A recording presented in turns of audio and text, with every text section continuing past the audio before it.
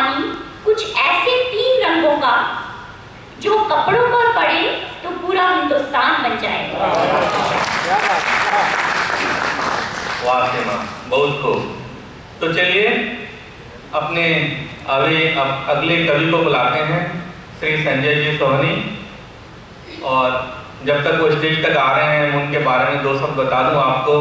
बम्बई महाराष्ट्र से हैं, उनकी मातृभाषा मराठी है। पिछले 25 वर्षों से अधिक पेट्रोलियम मार्केटिंग का काम किया। 2008 से ह्यूस्टन निवासी बने और मूलतः मराठी में लिखते हैं, मगर अब IHA से संपर्क आने के बाद उन्होंने हिंदी में भी लिखना शुरू कर दिया। हमारा अहोभाग्य।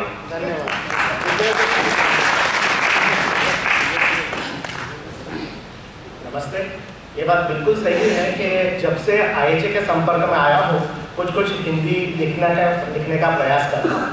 तो संगीता जी हमारी प्रेरणा स्थान रही चुकी है। जो उन्होंने कहा था कि कोई बात नहीं, आप जैसे भी लिखो, कुछ भी लिखो, कोशिश करो, कुछ ना कुछ तो आ ही जाएगा। और जैसे देविका जी ने भी कहा था, इनका छप जाता है, इनका छुप जाता है। हमारा भाग्य ये था कि हमारा अभी छपने लगा है। Thank you. ओके, कवि की कविता की शुरुआत में थोड़ी हास्य व्यंग की कविता है। उसके पहले मैं कुछ आपको उसकी बैकग्राउंड हिस्ट्री बता रहा हूँ। हमारे घर में पिछले कुछ दिनों से एक चूहा कुछ खेल कर रहा है, तो अब उसको चूहे को पकड़ना है। तो उसके बारे में जो भी कुछ हुआ वो मैं कुछ शब्दों में आपके सामने पेश करने की कोशिश कर रहा हूँ। नहीं, कंप्यूटर का चूहा नहीं, रियल चूहा, 4 पाँव वाला चूहा। चूहे की कहानी नहीं, मेरे कविता का शीर्षक है चूहे की समाधि। चूहे की समाधि।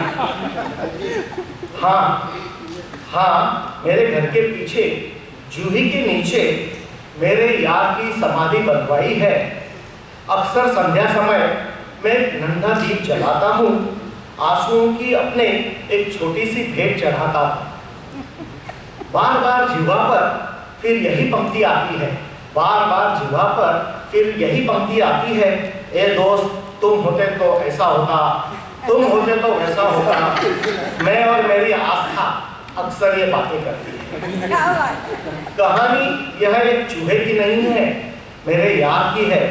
मुझे अच्छे दिन दिखाने वाले मेरे दिलदार की है। ठीक उसी दिन राहु काल समाप्त हुआ, शनि भी छोड़ गया घर। ठीक उसी समय उसी दिन राहु काल समाप्त हुआ, शनि भी छोड़ गया घर। उसने जब खटिये के तले से अपने दर्शन किए उजागर, उसने जब खटिये के तले से अपने दर्शन किए थे उजागर। दर्शन उसके पाते ही पत्नी चीखी चिल्लाई थी। देखिए, दर्शन उसके पाते ही पत्नी चीखी चिल्लाई थी, नाजुक लता तरुवर को चिपके, नाजुक लता तरुवर को चिपके वैसे मुझसे लिखती थी। क्या बताऊं धड़कन मेरी वहीं के वहीं रुक गई थी। विवाह के पश्चात घटिका जीवन में मेरे पहली बार ही आई थी। ये क्या हुआ, ये कैसे हुआ? घर अपने ये मनहूस कहाँ से आया? पकड़ो उसे अभी के अभी, पकड़ो उसे अभी के अभी, फेंक आओ उसे दूर जा कहीं। जब तक यह काम न होगा पूरा, सांस चैन की न लेनी दूंगी तुम। अब घर में चूहा आता है तब यूजुअली क्या होता है, जब तक यह काम न होगा पूरा, सांस चैन की न लेने दूंगी तुम्हें। या अभी इसी वक्त बच्चों समवेत मायके पहुंचा दो जी हमें, या अभी इसी वक्त बच्चों समवेत मायके पहुंचा दो जी हमें। या वाला पर्याय लुभावना था, या वाला पर्याय लुभावना था, मगर पाए हुए फल से अधिक प्रसन्न था। साबित करने अपना पुरुषार्थ चूहा पकड़ने के कार्य में त्वरित जुट गया। उसी क्षण वॉलमार्ट कार से सीधा पहुंचा, उसी क्षण वॉलमार्ट कार से पहुंचा सीधा। चूहा पकड़ने के सैकड़ों उपाय जानकर मन में हो गई दुविधा। एक सस्ता सुंदर और टिकाऊ पिंजरा अंत में मैं ले आया साथ, एक सस्ता सुंदर और टिकाऊ पिंजरा अंत में मैं ले आया साथ। यह हुई ना मर्दों वाली बात, भोली पत्नी बोली, ये सुन लीजिए बराबर। यह हुई ना मर्दों वाली बात, भोली पत्नी बोली, देखकर पिंजरा मेरे हाथ। पापा जेरी को पेड़ बनाएंगे? टॉम एंड जेरी वाला जेरी को पेड़ बनाएंगे? बच्चे पूछे भोलेपन से। गर्व से सीना फूल गया दुगना, गर्व से सीना फूल गया दुगना, मगर उस रात चूहा ना आया मोरी अंगना। अजी कुछ करो, पकड़ो उस दुष्ट को, पत्नी विनती करे हर दिन, पत्नी का प्यार उमड़ता और बढ़ता जाता दिन प्रतिदिन।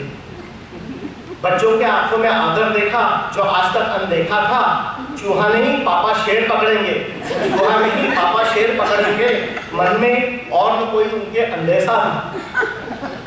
दोबारा पत्नी की आंखों में वो प्रेमिका वाला प्यार पाया, दोबारा पत्नी की आंखों में वो प्रेमिका वाला प्यार था। शादी के पश्चात न जाने कहाँ जो खोया था।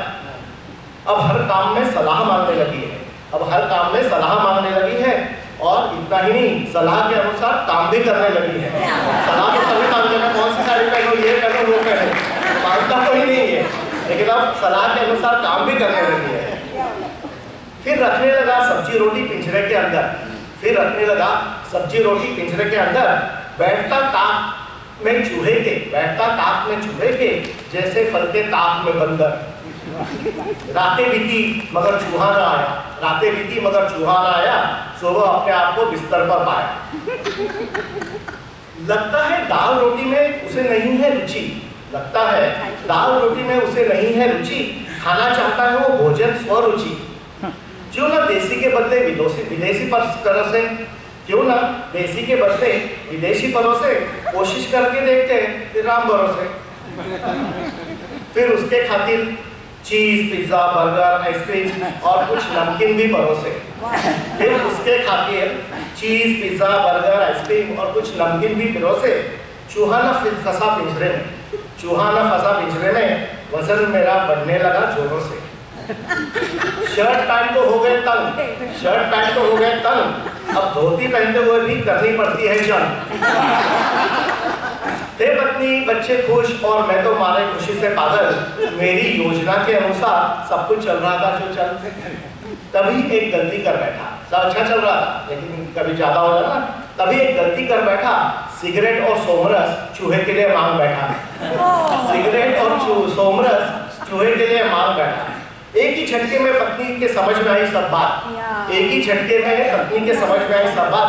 बोली बस हो गए उसके नाज नखरे, बोली बस हो गए उसके नाज नखरे, पिला दो उसको जहर आज की रात। भगवान क्या बोल रही हो, भगवान क्या बोल रही हो, असहिष्णुता का प्रदर्शन कर रही हो, असहिष्णुता का प्रदर्शन कर रही हो। अरे मूषक जी तो है गणेश जी का प्रिय वाहन, अब चूहे से मूषक जी हो गए, मूषक जी तो है गणेश जी का प्रिय वाहन, नर्क में भी न मिलेगी जगह मन भावन। चूहे को जहर देके मारोगे तो नर्क में भी जगह नहीं मिलेगी। कुछ दूसरा उपाय बताओ, कुछ दूसरा उपाय बताओ, अपने अंदर के इंसान को जगाओ। बहस हमारी चल रही थी इस तरह, अचानक कहीं से वो आया इस तरफ। बहस हमारी चल रही थी इस तरह, अचानक कहीं से वो आया इस तरफ। फिर एक जोर की भगदड़ मची, फिर एक जोर की भगदड़ मची, चीखने चिल्लाने की धूम मची। पत्नी आगे आगे और चूहा उसके पीछे, पैरों तले पत्नी के आखिर उसने प्राण ताके। पत्नी आगे आगे और चूहा उसके पीछे भागे, पैरों तले पत्नी के आखिर उसने प्राण ताके। ईश्वर की तरह अदृश्य था वो, ईश्वर की तरह अदृश्य था वो, मगर अपना अस्तित्व जरूर जताता था वो। उतरे हुए कागजों से अपनी पहचान बताता था वो। नन्हे से उस जीव ने एक नास्तिक को आस्तिक बना डाला, जाते ही उसने मेरे अरमानों को जला डाला। बस वो दिन है, बस वो दिन है और आज का दिन है। राहु केतु शनि मंगल फिर घर प्रवेश कर चुके हैं, राहु केतु शनि मंगल फिर घर प्रवेश कर चुके हैं। न देखे पिज्जा, बर्गर, चीज, पकोड़े, आइसक्रीम और नमकीन, सिगरेट और सोमरस तो दूर की बात, सिगरेट और सोमरस तो दूर की बात है। हाँ यारो, मेरे घर के पीछे जूही के नीचे मेरे यार की समाधि बनवाई है। अक्सर संध्या समय मैं एक नन्हा दीप जलाता हूँ, आंसुओं की अपनी एक छोटी सी भेंट चढ़ाता हूँ, आंसुओं की अपनी एक छोटी सी भेंट चढ़ाता हूँ।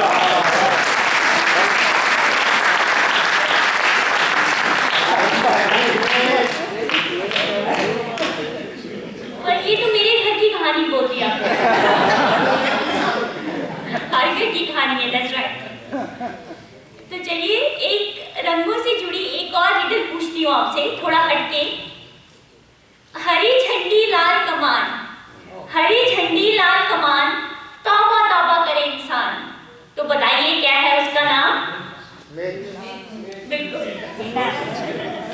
बहुत अच्छे, बहुत अच्छे। यहाँ से एकदम सब PhD वाले लोग बैठे हैं इधर।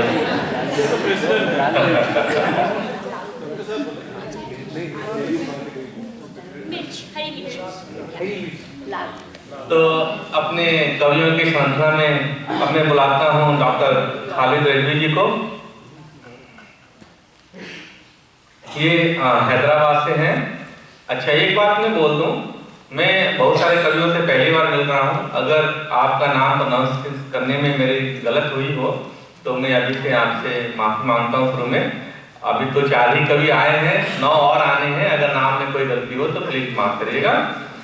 तो ये हैदराबाद से हैं, 75 इयर्स रिटायर्ड एक्सप्लोरेशन जियोफिजिसिस्ट। ये दोनों भाषाओं में लिखते हैं, उर्दू में और हिंदी में। इनकी बुक फुलझड़ियाँ पब्लिश हुई 2014 में। ये भाषा के बहुत ज्ञानी हैं। German, French, Russian, Arabic, Persian, Marathi और तेलुगु भाषा के भी ज्ञाता हैं। तो खालिद रिजवी जी के लिए तालियां। एक मिनट